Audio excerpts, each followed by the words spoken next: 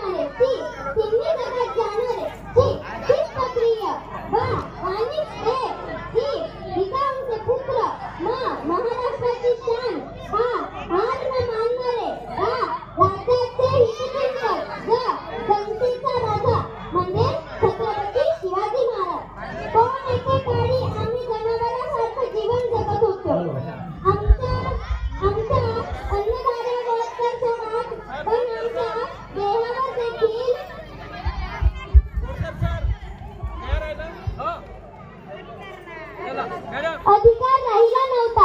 जनावर आणि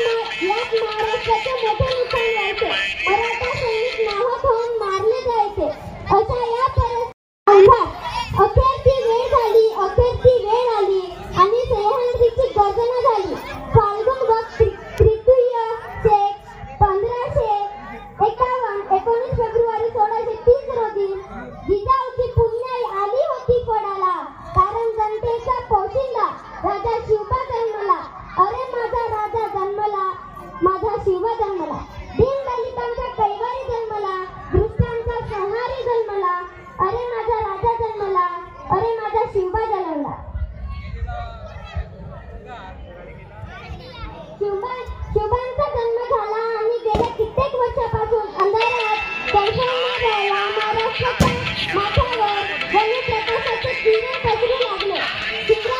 शिवराय जिजामातेच्या संस्काराखाली हळूहळू वाढू लागले. लढाया शिकवले.